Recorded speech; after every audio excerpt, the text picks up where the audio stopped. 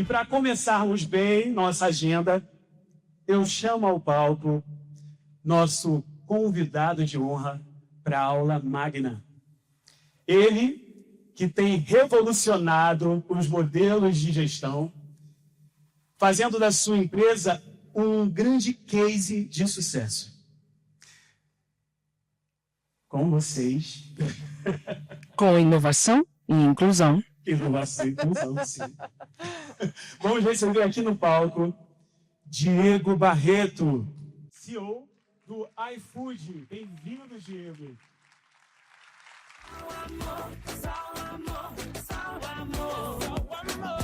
Tem um brilho no olhar, faz a vida encher de cor. Só amor, só amor, só amor. Bom dia! Bom dia, pessoal, tudo bem? É um prazer enorme estar aqui. Eu venho ontem de um dia super especial na minha casa, algumas pessoas tiveram a oportunidade de estar lá, em que a gente estava falando ontem de impacto e tentando dar mais um passo, diferente do passo aqui, mas é um passo, esses passos se somam para fazer um negócio diferente para o Brasil e tentar revolucionar. Então hoje é um dia que eu estou acordando, eu já tenho muita energia, via de regra, ainda tenho TDAH, então fudeu, né? Tipo, é aquele dia que você acorda assim, tipo... Mas eu estou super feliz e honrado de estar aqui por estar abrindo aqui nesses próximos 20 minutos um tema que para mim é muito difícil falar. E cadê a Luana? A Luana está aqui, é minha parceira nessa jornada nos últimos anos. E eu digo muito difícil mesmo de falar porque eu não tenho vergonha e nem problema com vulnerabilidade em dizer que eu não sinto, nunca senti e infelizmente nunca vou sentir o que muitos de vocês sentem aqui no dia a dia. Né? Eu, fruto de uma história que me coloca num lugar, e aí eu e a Luana temos uma discordância sobre falar isso, e eu gosto de falar isso, mas me coloca num lugar de privilégio. De privilégio. Eu sei que eu sou homem, branco, heterossexual, de classe média. Eu não passei por nada. Eu não sei o que é um preconceito. Não sei. Mas, ao mesmo tempo, isso me coloca num lugar, e é onde eu me vejo poderoso, num lugar de consciência de, ao longo da minha vida, ir buscando mudanças que vão me tornando uma pessoa diferente, como pai, como marido, como amigo, como líder numa empresa. E era um pouco disso que eu queria falar para vocês. Um pouquinho desse processo. Eu não vim aqui para poder ficar falando números bonitos e tentar parecer uma pessoa maravilhosa, super-homem. Não sou. Eu estou num processo de construção, porque eu sei de onde eu vim. E eu queria contar um pouco dessa jornada, dizendo o seguinte. Hoje pela manhã... Cadê a Isabel? A Isabel saiu? Saiu. Hoje pela manhã a Isabel, falando ali para um grupo menor de pessoas, ela falou sobre tempo. Ela falou sobre a importância de plantar, né, regar e para depois colher. E esse é um tema super importante para mim. Por que ele é importante? Porque ao longo de toda a minha jornada, ela não começou com tudo pronto sobre o que a gente está falando e fazendo aqui hoje. Pelo contrário, ela começou de um lugar de onde eu venho, de um país com racismo estrutural, com preconceito violento contra a mulher, contra o pobre. Do lugar que eu saí, esses temas não eram debatidos, obviamente, apesar de ter vindo de uma família consciente, boa, ética, mas não foram assim que eles foram criados e, portanto, eles não conseguiram me criar como eu hoje estou criando meus filhos. Esse processo de descoberta, para mim, ele começa quando eu tenho já 30 anos de idade. Quando eu vou estudar fora, fazer meu MBA fora, e eu chego numa sala de 90 pessoas que fica ali um ano estudando, e eu olho e falo, tá que pariu, todo mundo aqui é diferente. E todo mundo é foda. Todo mundo é diferente. Branco de outros lugares do mundo, negros de outros lugares do mundo, amarelos de outros lugares do mundo, mulheres, tudo.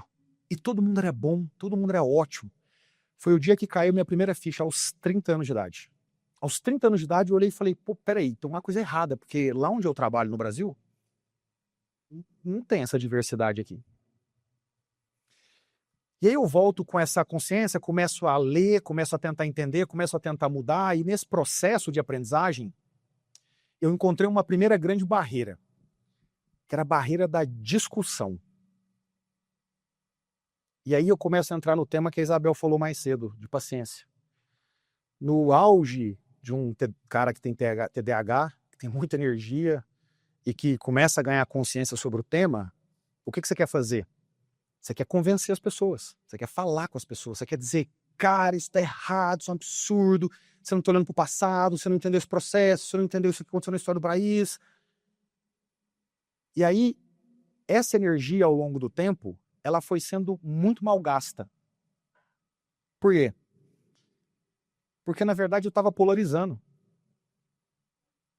O que eu fiz entre os meus 30 anos e 36, 37, 38, foi polarizar.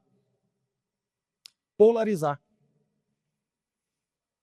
E aí a Isabel, por uma coincidência também, citou pessoas mais cedo que eu li, que eu fui aprender, que eu fui entender, e parte delas tem a ver com as lideranças sul-africanas durante o apartheid.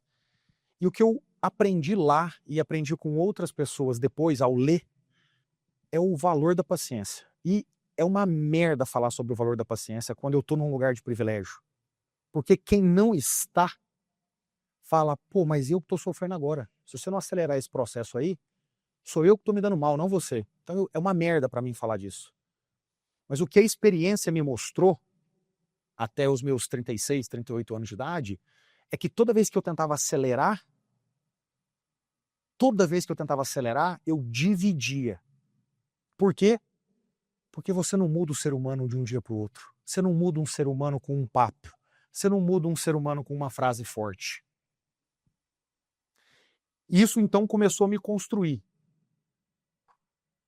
Começou a me construir como um líder dentro das organizações. E os últimos anos, para mim, têm sido anos maravilhosos nesse aspecto. Porque eu me tornei um líder muito melhor em vários temas, mas em especial nesse tema, porque eu aprendi nessa jornada a importância de trazer para perto, a importância de converter. Então, um dia muito marcante para mim, junto na minha jornada com a Luana, que é um dia que a gente faz um evento no iFood com um líder do movimento também, uma pessoa muito conhecida, e ela vai lá, a gente sobe ao palco, bate um papo, troca uma ideia, fala de vários pontos, e de repente eu olho para a audiência, para quem estava fisicamente lá no auditório, lá no iFood, e falo, cara, mas todo mundo aqui que eu reconheço são pessoas que já entendem do tema, já estão comprados com o tema, já estão num processo de construção ou fazem parte do grupo minorizado. O que eu estou fazendo aqui? Estou pregando para convertido. O que eu ganho pregando para convertido? Sabe o que eu ganho? Aplauso. Mexe no ego, só. Eu vir aqui e falar para vocês aqui, gente, vamos mudar, tem que fazer mesmo, tem que isso, tem que aquilo, vai todo mundo falar, que cara legal, bate palminha para ele. Só ajuda com ego.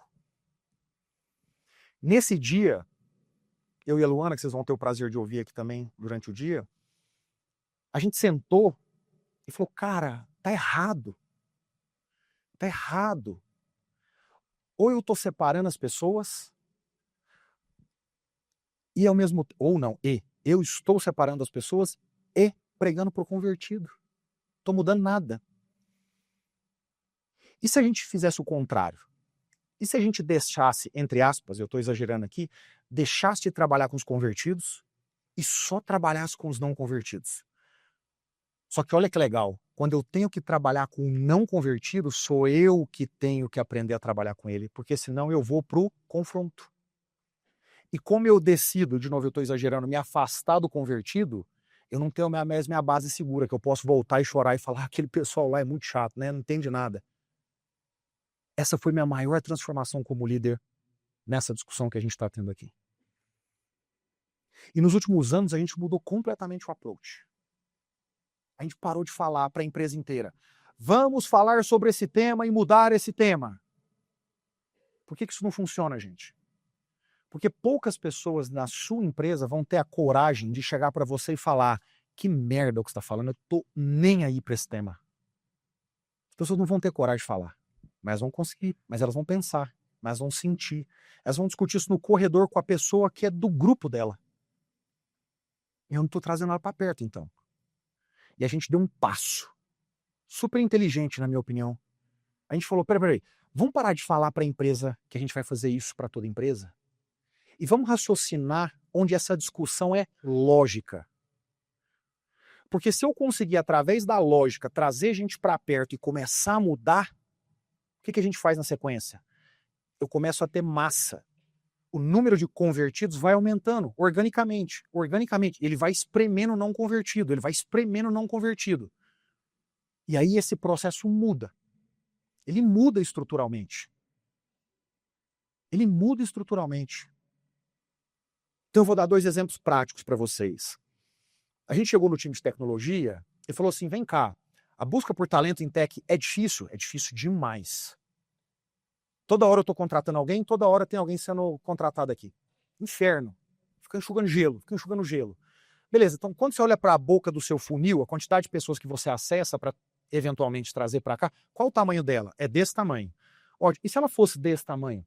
Não, se ela fosse desse tamanho, a probabilidade matemática de, no final, chegar com talentos que vão ter uma chance maior de ficar aqui, de querer ficar aqui, é maior. Ótimo. Como é que a gente aumenta a boca do funil aí, já que é difícil isso? E se a gente trouxesse algumas pessoas que são diferentes da média que a gente geralmente traz? Isso aumenta a boca do funil? Gente, parece racional isso, né? Mas olha só, a gente foi escolher uma área onde o problema é a boca do funil. Tem áreas que não tem problema da boca do funil. Finanças não tem um problema da boca do funil. Nós fomos em tech. E o resultado é foda. Foi celebrado há 2 meses atrás na empresa com o CTO subindo ao palco e dizendo, olha o resultado. Vou dar um outro exemplo. A gente foi no time de logística e falou, vem cá, qual que é o perfil do seu stakeholder? Que é o entregador. O perfil do stakeholder é pessoa negra. É uma pessoa negra? É. E vem cá, as pessoas que desenham o produto, o app, que o entregador usa, a maioria é branca ou negra? Branca. Esmagadoramente branca. Mas faz sentido?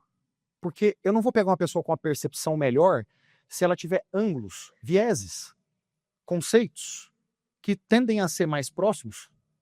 Faz. Então vamos trabalhar para poder ter uma entrada mais diversa aqui por causa do negócio? Vamos. Olha como eu saio de uma discussão política, social, histórica, cultural, que merece ser tida. Mas eu não chego onde eu quero com essa discussão naquele ambiente, no ambiente de trabalho. E aí eu deixo de falar para o convertido e deixo de brigar com o não convertido. E aí o que acontece? O time fala, faz sentido. Aí você vai no time de growth, de crescimento, de pedidos, no nosso caso, né? E fala, vem cá, tem um produto aí que é para classe C? Na classe C você tem mais negro do que branco comparado com a classe A? Tem. Aqui deveria. E no produto da classe A? Não, aqui pode ter, aqui eu não preciso dessa discussão agora. Aqui vai vir de forma orgânica na sequência. E aí vocês olham os nossos números, há 4 anos seguidos, mulheres, negros, mulheres na liderança, negros na liderança. 4 anos seguidos, todos os números sobem. Todos os números sobem e todos os números vão continuar subindo. Eu queria trazer essa reflexão aqui e, chegando próximo aqui da minha conclusão, eu encurtei um pouco aqui só para a gente organizar melhor aqui a agenda do dia, porque nós começamos um pouquinho mais tarde, para poder deixar uma provocação para todos vocês. Uma provocação dura. Dura. O quanto vocês estão cobrando as pessoas serem menos polarizadas em todos os temas, mas o quanto vocês estão usando a estratégia certa para poder trazer as pessoas para perto, seja racionalmente ou seja emocionalmente. Deixa eu fazer uma comparação com o que aconteceu, infelizmente, há 2, 3 semanas atrás, lá no Complexo do Alemão. A gente, como sociedade, não teve capacidade de ter um diálogo. Todos nós aqui, eu vou incluir todos nós como o Brasil, não as pessoas que estão aqui nessa... Nós não tivemos capacidade, nós somos incompetentes para dialogar. Todos nós, não eles. Todos nós. Por que a gente não assume humildemente essa posição? Por que a gente não sai de um lugar onde a gente só quer ganhar o aplauso dos outros? Por que a gente não sai de um lugar onde a gente só fica tentando defender uma ideologia que na verdade não é ideologia, é sectarismo, é divisão. Não é ideologia, ideologia não é isso. Ideologia é outra coisa. E eu estou falando não para vocês, é para Brasil. Porque se a gente tiver a capacidade de se dedicar para as pessoas certas, e as pessoas certas são os não convertidos, e se a gente tiver a empatia para construir o processo, a gente pode mudar esse país. A gente pode mudar essas discussões, a gente pode fazer isso algo mais frutífero. Eu só tenho resultados junto com o time, tá aqui a Vivi, tá aqui o Alisson, tá aqui a Luana como líder disso. A gente só tem o resultado porque a gente aprendeu. A gente estava aqui antes, tomando um café e conversando, nós, mais a Nath, que está em algum lugar que eu não estou vendo aqui. Ah, tá aqui a Nath. Ela está na minha frente, eu não conseguia ver. A gente estava conversando os 4 e dizendo assim, não, esse tema aqui, todo mundo com os números na ponta da língua. Todo mundo com as diferenças, com as progressões, com as regressões, tudo na ponta da língua. Sabe por quê? Sabe por que estava todo mundo com isso na ponta da língua? Porque não está polarizado. Porque a discussão fica racional. Então o Alisson falava, isso aqui está acontecendo. Eu falava, será mesmo? Aí vi falar, não, o número aqui é esse. Eu falava, não, mas esse número não é do ano passado. Não é verdade, esse número é do ano que... Se tivesse polarizado, não ia ter número, não ia ter fato, não ia ter a visão. Ia ter opinião diferente. Isso não tem nenhum problema. Portanto, eu queria encerrar aqui dizendo o seguinte, como uma pessoa no auge da sua vulnerabilidade, que não se sente a pessoa que tem que ensinar aqui, eu só tenho a experiência que eu tive até aqui para dividir. E a experiência que eu tenho para dividir é: a gente precisa combater, a gente precisa ter força, a gente precisa ir para cima. Mas acima de tudo, a gente pode transformar, escolher transformar isso numa guerra, que corpos ficam pelo caminho, ou a gente pode pensar nisso como um processo em que convertidos e não convertidos têm a capacidade de se converter para algo que é bom. E isso depende de diálogo e depende de empatia com o outro lado. Obrigado, gente. Obrigado demais. Valeu. Dentro do peito.